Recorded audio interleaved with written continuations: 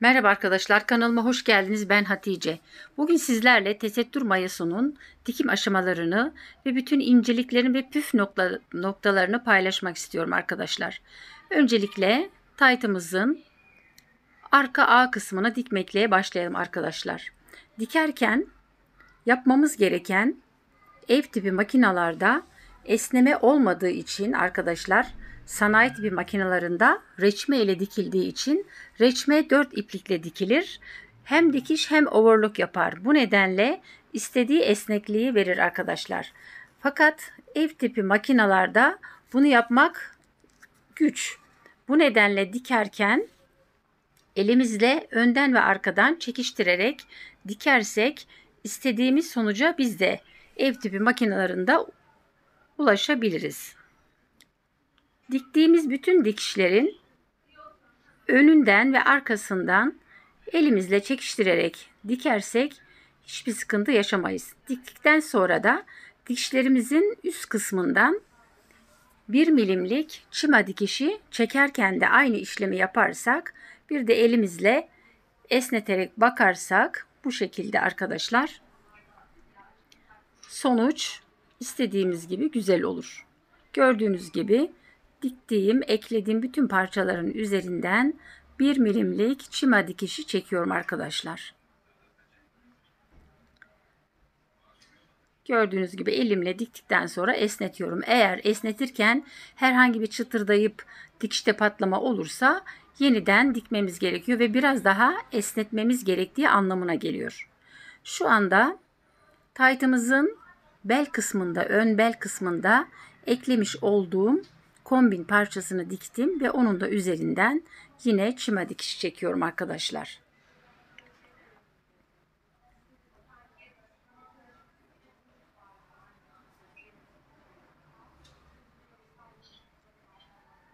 Gördüğünüz gibi diktiğim bütün dikişleri esnetiyorum.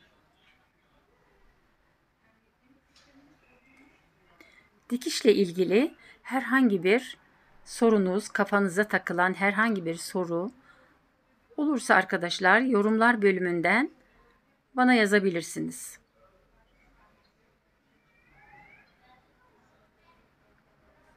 Bu şekilde taytımızı tamamladım. Arkadaşlar şimdi ön ve arka yanları birleştiriyorum. Öncesinde ön kemerimi parçalı almıştım kombin kumaşından, biliyorsunuz.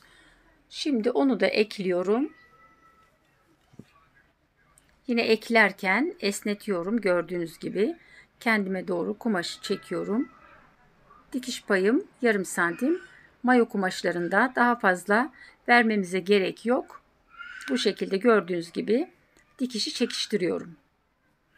Üstünden çima dikişini de çekerken yine önden ve arkadan esnetiyorum arkadaşlar.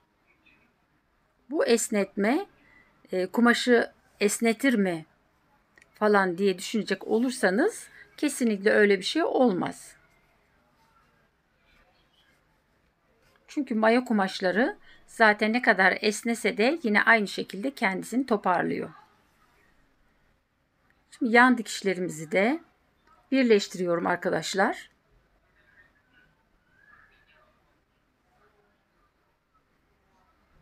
Gördüğünüz gibi bu şekilde diktiğim dikişleri açarak bakıyorum. Eğer herhangi bir buruşukluk, toplanma, büzüşme varsa onu tekrardan söküp dikelim. Çünkü o ütü de yemez ve açılmaz.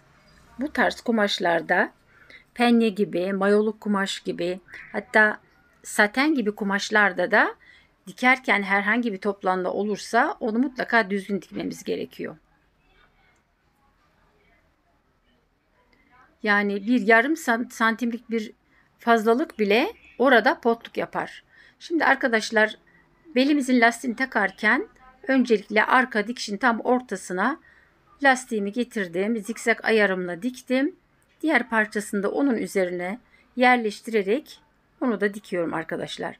Şimdi lastiğimi kapatmadan evvel tam ortasından ikiye katlayarak ön ortaya gelecek yere bir topla iğne batırıyorum.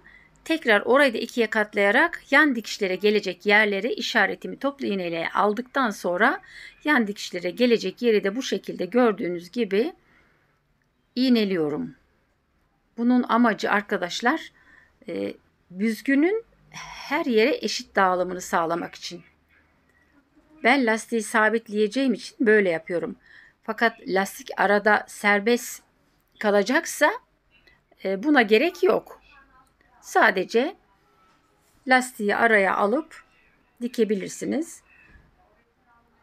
Lastiği tutturacağımız için eşit dağılımını sağlamamız gerekiyor. Onu da bu şekilde yapmamız gerekiyor. Lastiği mutlaka böyle takmamız gerekiyor mu diye soracak olursanız hayır. Çengelli iğne ile arkada biraz boşluk bırakıp elinizle de takabilirsiniz. Eğer bu şekilde takmak zorunuza gidiyorsa ilk zamanlarda arkadaşlar. Daha sonraki zamanlarda tecrübe edinip sizler de yapabilirsiniz. Bu şekilde taytımızı bitirmiş olduk. Paçasını da katladık. Şimdi kolumuza eklediğim parçaları birleştireceğim arkadaşlar. Parçalarımızı birleştirirken yine çıtlı olan çıtlı ön tarafa eklenecek. Çıtsız olan arka tarafa eklenecek. Buna çok dikkat edelim arkadaşlar.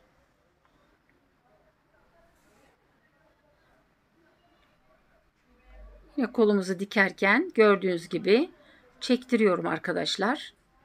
Önden ve arkadan çektiriyorum.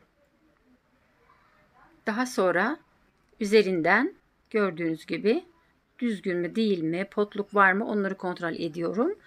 Daha sonra üzerlerinden yine çıma dikişi çekerek orayı sabitliyorum ve sağlamlaştırıyorum arkadaşlar.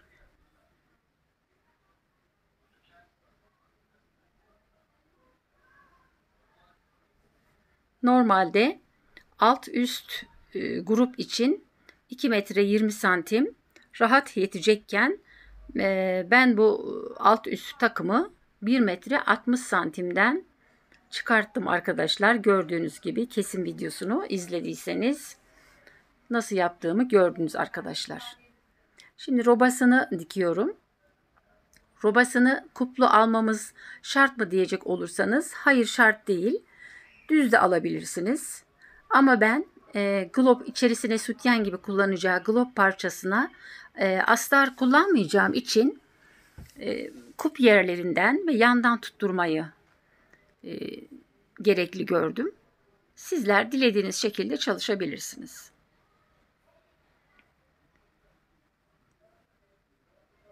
Bütün dikişlerimizi kontrol edelim. Herhangi bir potluk varsa arkadaşlar söküp yeniden düzenleyelim. Şimdi kolu dikiyorum arkadaşlar. Kolu dikerken kontrolümü yapıyorum. Omuz dikişine baktım. Kolumla bedenim tamam. Kolu alta alıyorum, bedeni üste alıyorum. Bunu takarken yine çıtlı olan ön tarafa gelecek. Kumaşın düzünü makinenin altına yerleştirdiğinizde eğer çıtlı taraf geldiyse bedenin ön tarafından başlatacaksınız. Eğer çıtsız taraf, arka taraf geldiyse bedenin arka tarafını alacaksınız ve üstte dikmeye başlayacaksınız. Tayt gibi kumaşlarda arkadaşlar kolda fazla yedirme yapmamalıyız. Çünkü fazla büzgü çirkin durur. Normal kumaşlarda bunu bedene takarken yedirme yapıyoruz ama bu tarz kumaşlarda fazla yedirme çirkin durur arkadaşlar. Özellikle mayo tarzı kumaşlarda. Koldaki fazlalık çirkin gözüküyor. O yüzden koldaki mesafemiz, ölçümüz çok fazla olmamalı. Aynı olmalı. Birebir olmalı. Beden kol evi ölçüsüyle kol tepe ölçüsü aynı olmalı. Bu şekilde gördüğünüz gibi. Bedenimizin yanlarını birleştirirken yine kol alt dikişini birbirine denk getiriyorum. Dikerken yine arkadan önden esnetmelerimi yapıyorum arkadaşlar.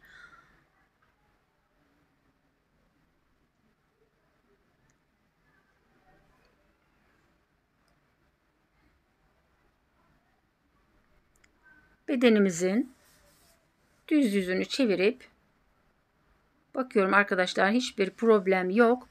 Şimdi bedenin alt kısmının yani etek kısmının arka dikişini dikiyorum. Gördüğünüz gibi kombin parçası biraz daha parlak, balık pulu gibi bir desen var üzerinde arkadaşlar. Ön kısımda kupları takip eden pensimiz var arkadaşlar. Pensimizi çalışıyorum.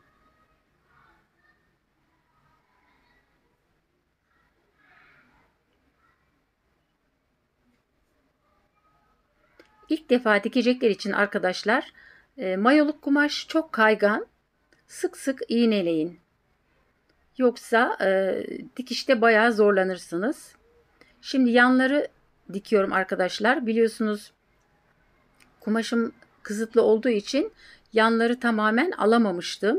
Ön etek kısmında katlamıştım. Şimdi yanda sadece beli takip eden aşağıya doğru 10 santimlik kadar bir birleşim var.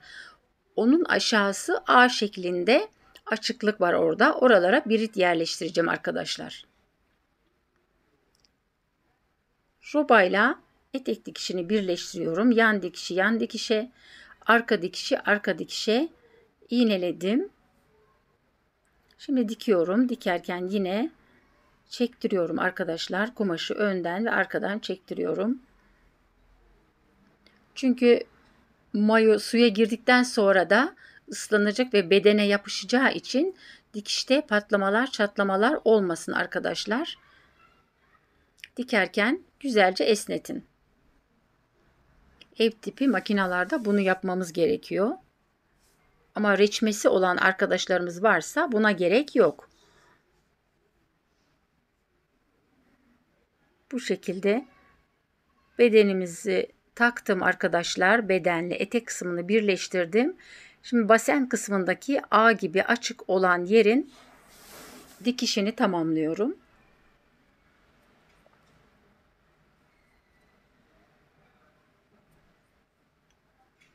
Gördüğünüz gibi bu şekilde diktim. Eteğinin alt kısmını da dikiyorum.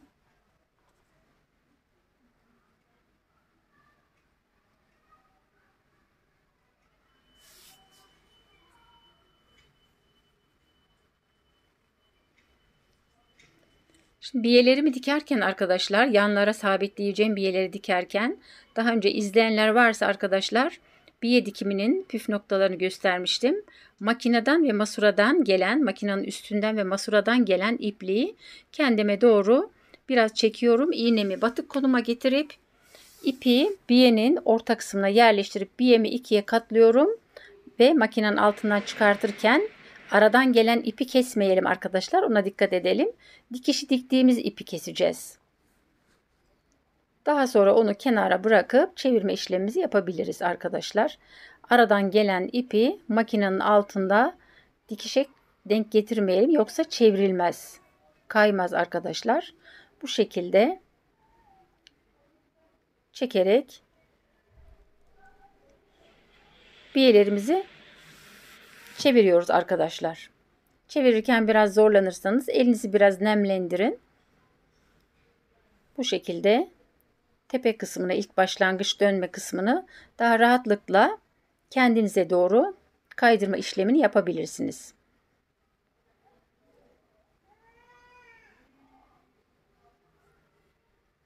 Aradan gelen ipi koparmamaya gayret edin arkadaşlar. Bu şekilde biyelerimizi tamamladım. Şimdi yaka pervazını dikiyorum arkadaşlar.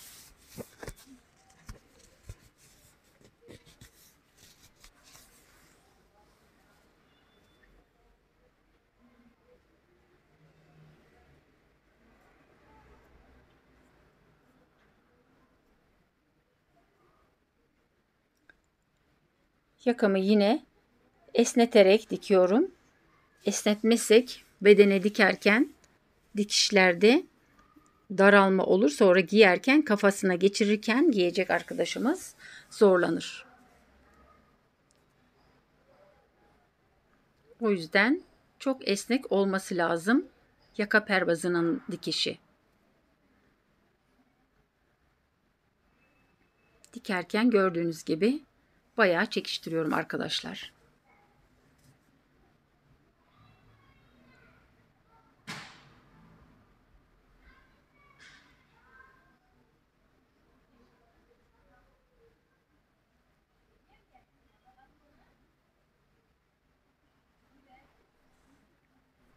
Gördüğünüz gibi yakamız da bu şekilde bitti arkadaşlar.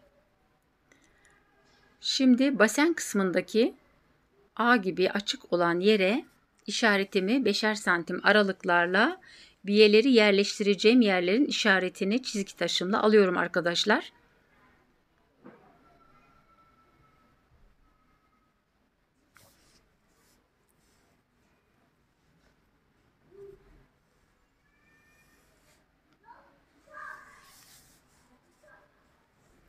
Yan tarafı bolca biyelerle kapattım arkadaşlar. İğneledim. İşaretlerin 1 santim altına gelecek şekilde, içeride 1 santim pay kalacak şekilde biyelerimi yerleştirdim ve üzerinden tekrar dikiş geçeceğim.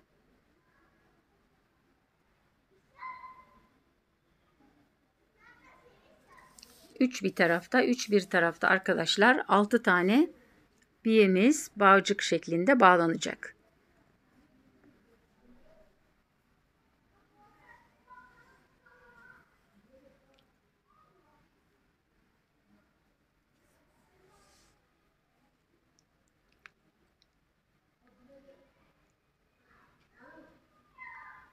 Biyelerimizin üzerinden geçerken zikzak dikişiyle sağlamlaştıralım arkadaşlar.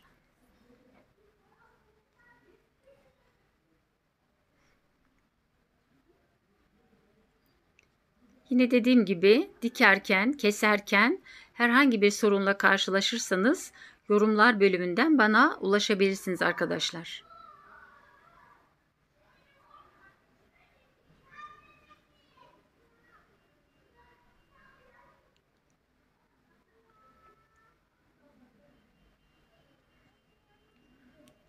Evet arkadaşlar, iğnemi kırdım. Şimdi iğnemi değiştiriyorum. Başta bahsettim mi bilmiyorum ama iğne numaramız 9 numara olacak arkadaşlar. 9 numara iğne takacağız. İğnelerin numarası küçüldükçe deliği de bir o kadar küçük oluyor arkadaşlar. Benim gibi gözünüz yakını görmüyorsa siz de iğnenin alt kısmına beyaz bir kağıt parçası koyarak ipi takmayı kolaylaştırıyor. Oradaki iğnenin deliğini rahatça görebiliyorsunuz arkadaşlar. Mercek görevi görüyor. Alt kısmının plakanın yansımasını kesiyor oradaki kağıt. Bu püf noktayı da sizinle paylaşmak istedim. Bu şekilde bitiriyoruz arkadaşlar. Hoşça kalın.